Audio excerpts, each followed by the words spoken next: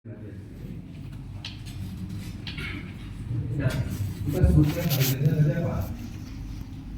Sel kan? Sel itu terdiri dari susunan sel itu terdiri dari atom-atom. Molekul terkecil atau unsur terkecil di dunia ini apa namanya? Atom. Ya. Oke, sampai situ jelas ya, atom. Nah, kemudian atom itu atau radiasi itu berinteraksi pada level atom, ya, di sini, ya. Nah, pada level atom, ya. Kemudian perubahan yang akan terjadi, ya, itu sesuai dengan bagaimana si atom itu berinteraksi. Ya. Sekarang, nah, di dalam tubuh manusia terdapat 80% adalah air. Jadi kalau kalian diperas gitu badannya keluarin semua, ya, yang ada adalah apa? Air, darah. Ya. Nah, cairan, kan banyak cairan tubuh kan? Nah, jadi air itu terdiri dari hidrogen dan oksigen, ya, H2O. Ya. Nah, radiasi akan mengganggu pada level H2O ini.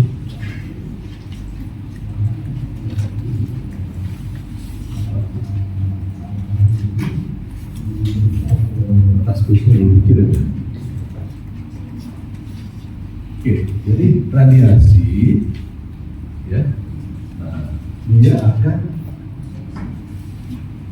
berinteraksi dengan H2O. H2O itu bermuatan enggak? Bermuatan enggak? Bermuatan kan? Ya. Ada H positif, ada O negatif. Ya.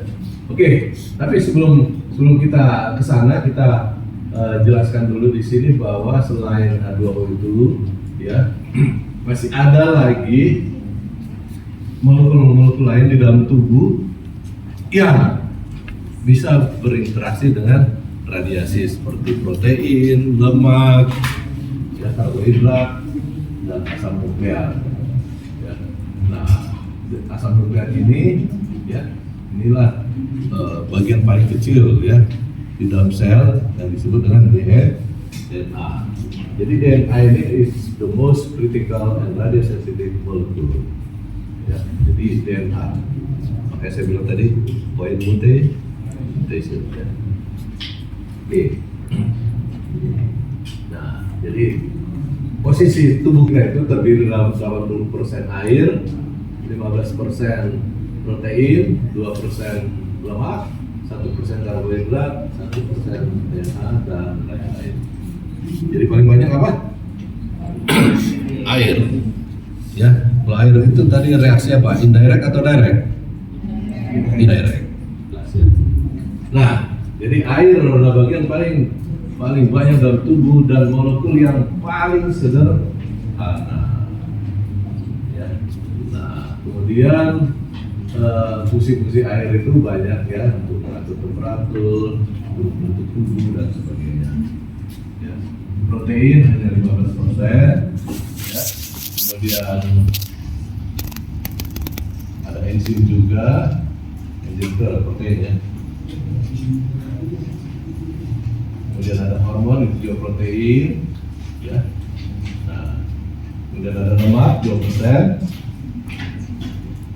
Dan ada karbohidrat 1%, ada asam nukleat 1%, tapi 1% juga sangat berbahaya kalau di radiasi. Ya, nah, oke. Jadi sel manusia itu dapat dibunuh dengan dosis kurang dari 100 GI, ya, grade atau 1 grade, ya, grade 100 gram. Ini satuannya. Jadi di belakang kita ada satuannya. Dan di dalam sel itu bagian nukleus, inti adalah bagian yang lebih sensitif dibandingkan dengan bagian apa? Sitoplasmanya. Jadi ya, nukleus lebih sensitif. Karena dia yang mengatur mengendalikan apa? Fungsi dari sel. Oke. Jadi gangguan pada protein, sintesis protein, dapat merusak dari si sel.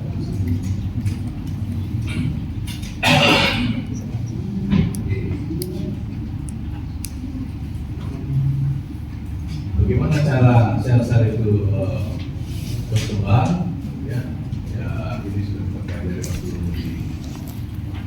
waktu tiga ya, ada mitosis dan sebagainya. Jadi pada waktu mitosis itu juga kalau terjadi radiasi, maka dua sel itu juga akan jadi dikatakan di sini sel-sel precursor atau stem cell, atau sel-sel yang belum matang itu lebih sensitif dibandingkan sel-sel yang sudah matang. Ingat kalau dalam embriologi pada waktu reproduksi, masih ingat di minggu 1, 2, 3, 4, 5, 6, 7, itu kan perkembangannya sangat cepat kan? Sudah matang belum selnya? Sudah matang belum si embrionya? Belum. Jadi kalau kena radiasi yang paling beresiko ibunya atau janinnya? Janin. Jelas ya? Oke.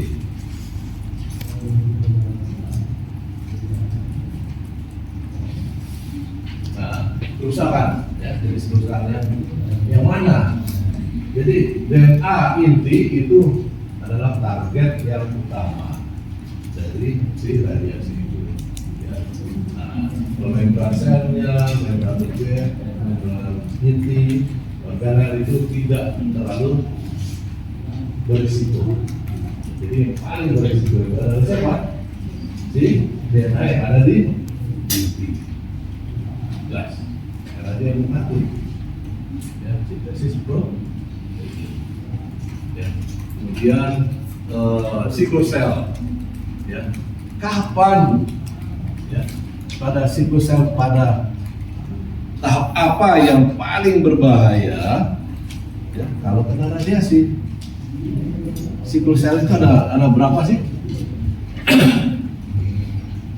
Ada berapa? Siklus sel ada berapa?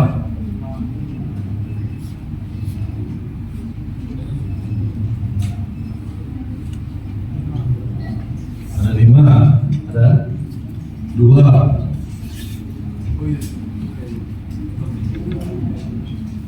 Ada interfase, ada mitosis. Kalau interfase dia kan fase apa? Istirahat. Dia membelah nggak? Nggak. Kalau fase M dia membelah, fase mitosis. Nah, fase mitosis ada berapa tahap? Ada 4. Ada profase, metafase, anafase, dan telofase. Nah, dari semua siklus sel ini kan semua jadi siklus sel. Yang mana paling berbahaya adalah fase M, mitosis. Untuk ini dari G1 sampai G0 ini, atau G0 sampai G1 ini fase istirahat. Atau disebut fase apa? Interfase. Jelas? Jelas dulu di situ. Dan bingung nanti dia mana ya? Ini ada 5 pilihan. Kalau saya ganti M di sini fasenya fase metafase, bisa nggak? Bisa nggak? M-nya saya ganti metafase. Padahal di sini M-nya fase apa nih? Mitosis. Ya jelas bisa dong kan? Metafase itu pada fase apa? Mitosis. dosis. Oke?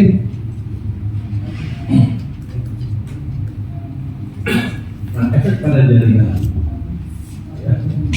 Nah, pada jaringan si radiasi di sini radiasi itu bisa melakukan apa? Efek kematian sel yang disebut dengan apoptosis. Kita berbicara apoptosis kan, jadi sel itu bisa mati. Ya. Nah, bisa terjadi gangguan pada waktu mitosis. Ya. Nah, waktu mitosis ini karena apa? Karena hilangnya beberapa DNA. Ya.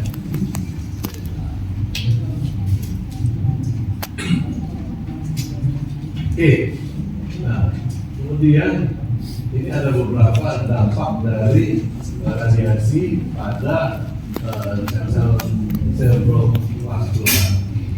Ya, ini ada kaitannya dengan sel vaskular. Ya. Nah, ini mengakibatkan fatal kalau diberikan dosis 100 gray jiwa. Ya, dia akan mati dalam waktu 1 sampai 2 hari karena gangguan pada apa? Saraf dan kardiovaskular.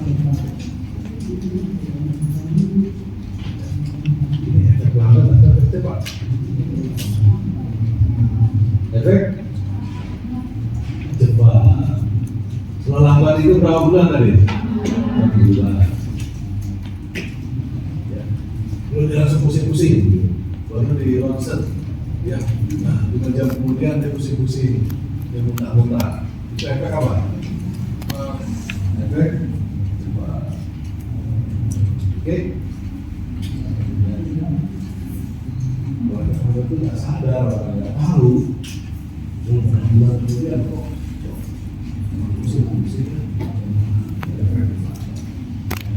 Oke.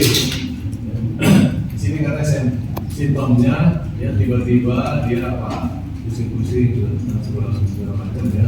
Kurang lebih disorientasi, ya, kemudian dia kepoyongan, ya, pernapasan terganggu, ya, kebauan, bisa mati.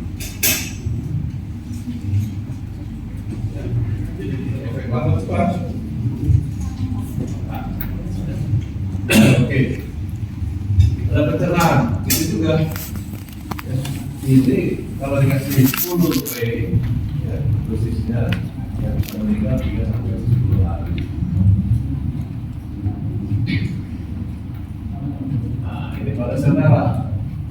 Ya.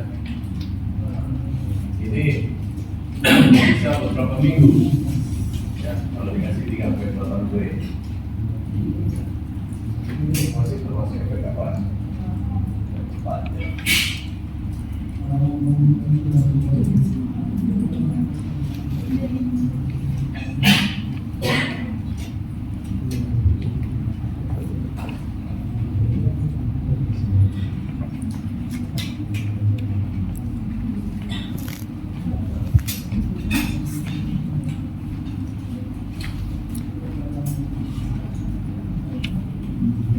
Oke.